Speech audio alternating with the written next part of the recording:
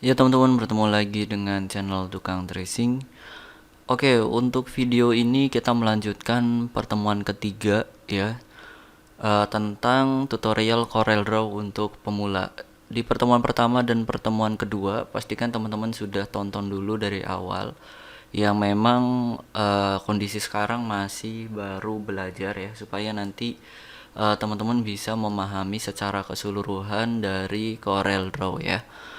Yang pertama juga sudah mengenai apa itu CorelDRAW, kemudian yang kedua pengenalan-pengenalan bagian menu bar, toolbar, dan ada juga dokumen color palette ya. Nanti teman-teman sesuaikan aja dengan kebutuhan. Dan dua video sebelumnya aku memakai CorelDRAW 2019, tapi untuk video kali ini aku memakai versi yang 2020 ya. Dan teman-teman bisa dapatkan versi yang sama di tutorialku yang ini ya, videoku yang ini. Nanti bisa download aja, linknya aku cantumkan di deskripsi video ini. Tapi sebetulnya kalaupun teman-teman menggunakan CorelDRAW dengan versi yang berbeda, tidak mesti pakai versi yang 2020. Itu nanti tidak jadi masalah ya, karena aku hanya menjelaskan fungsi toolsnya saja. Yang mana di Corel yang lain juga nama tools dan fungsinya tetap sama ya. Paling yang berbeda hanyalah bagian ikonnya ya. Jadi ikon toolsnya ini paling yang beda hanya itunya aja sih. Kalau yang lainnya semuanya tetap sama. Jadi nanti teman-teman juga bisa mengikutinya dengan sesuai ya, karena hanya membahas toolsnya saja. Nah, untuk pertemuan ketiga aku akan membahas tools yang paling atas ya, yaitu Pictool, karena ini memang benar-benar tools yang dasar yang teman-teman harus ketahui. Di dalam Pictool ini ada tools lagi untuk pilihannya ya, jadi tinggal klik bagian segitiga yang ujung ini, nanti akan muncul beberapa pilihannya. Oke, ada 3, nanti aku jelaskan secara keseluruhannya atau semuanya nanti aku jelaskan. Yang pertama ada Pictool ya, dia ikonnya kayak panah begini. Jadi fungsi Pictool itu sesederhana dia mengambil, menggeser, memilih, seleksi objek dan lain sebagainya. Pokoknya yang berhubungan dengan yang berhubungan dengan memindahkan objek, mengubah ukuran dan lain sebagainya.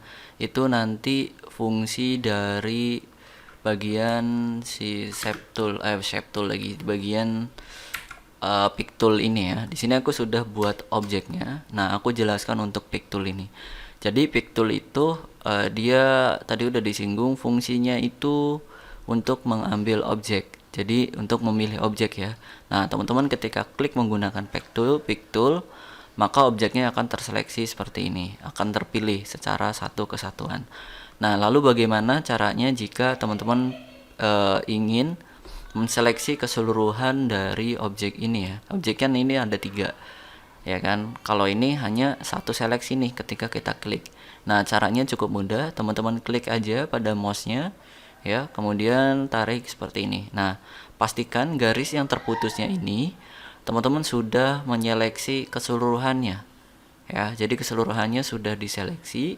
Jadi nanti bagian yang masuk di dalam garis putus-putus ini maka otomatis akan terpilih ketika teman-teman menggunakan tool Pictool ini ya. Nah, seperti itu. Dan ketika misalnya pengennya cuma 2, ya udah berarti seleksi seperti ini. Oke.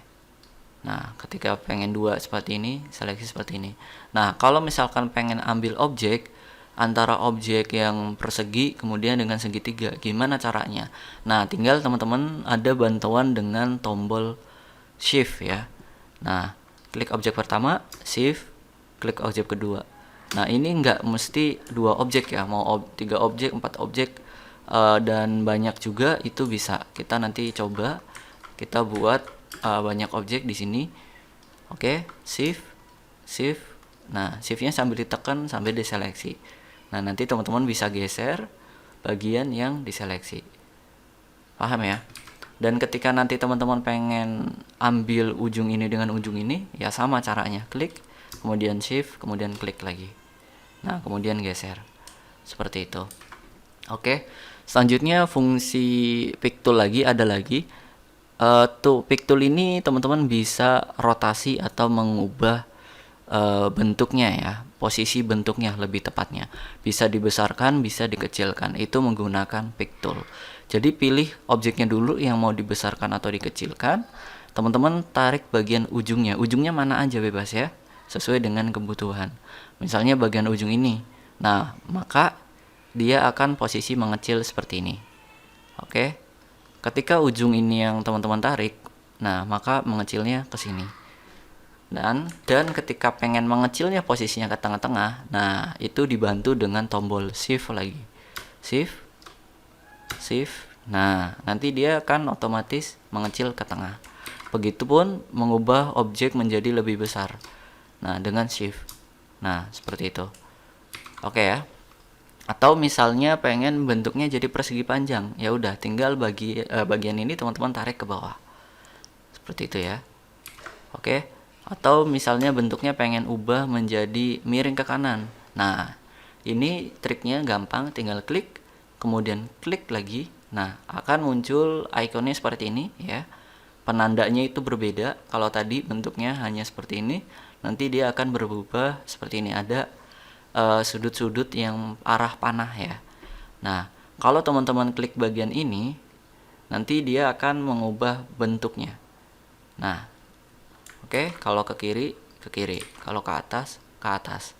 Paham ya? Jadi seperti itu.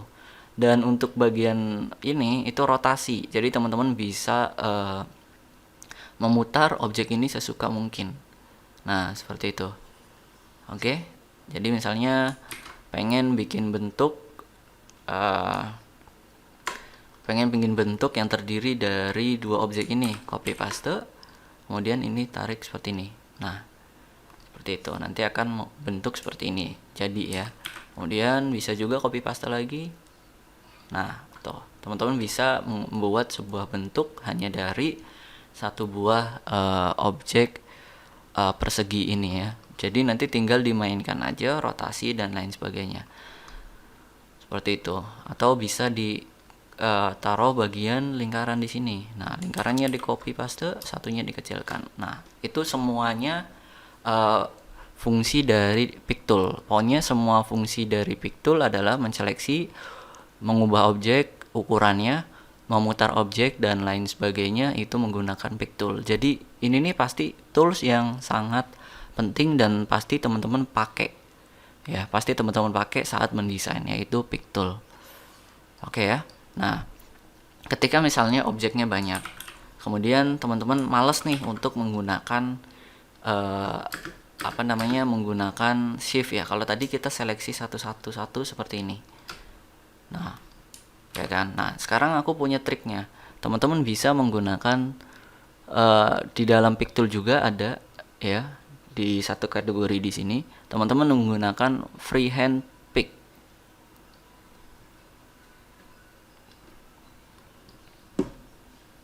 Yang bagian freehand pick tool ini pada bagian freehand pick ya. Kalau tadi hanya picknya aja, kalau sekarang freehand.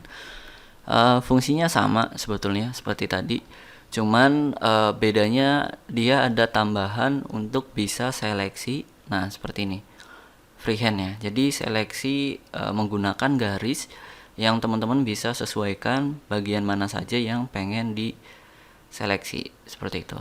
Nah, sebetulnya ini kombinasi aja ya. Kalau tadi bisa manual menggunakan shift, tapi ketika teman-teman menggunakan freehand nanti bisa lebih mudah dan lebih efisien ya secara waktu. Kalau tadi harus satu-satu, sekarang teman-teman tinggal ya seperti ini aja. Nah, tinggal ngikutin bagian mana saja yang pengen terseleksi. Nah, seperti itu. Nanti dia akan otomatis. Paham ya? Untuk bagian freehand pick ya. Kemudian ada juga yang free transform. Nah, pokoknya yang nggak jauh-jauh beda.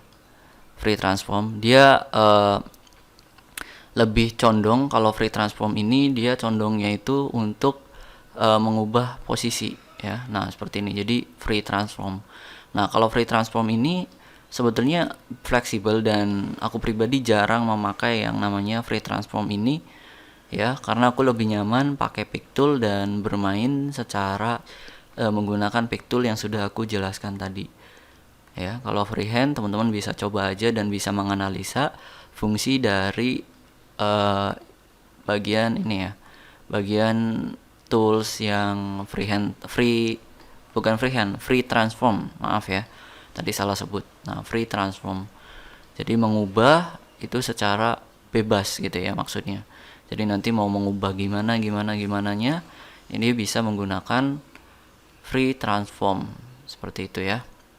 Oke, paham ya dari 3 tools ini, teman-teman bisa simak dengan baik tadi pengertiannya. Mungkin itu aja dulu dari pertemuan ketiga ini, karena aku nggak mau kasih materi terlalu banyak biar teman-teman mengikuti dan bisa langsung praktek dan bisa memahami secara maksimal ya. Nanti kita bertemu lagi di pertemuan keempat, kita akan membahas tools yang lainnya. Oke, terima kasih sejauh ini sudah support channel Tukang Tracing. Jangan lupa share ya untuk tutorial ini sehingga banyak orang di luar sana menemukan channel ini, dan ya aku harap bisa bermanfaat dan bisa juga seperti aku mengaplikasikan software CorelDRAW ya. Oke, sampai bertemu di pertemuan keempat video selanjutnya di segmen tutorial CorelDRAW untuk pemula. Terima kasih.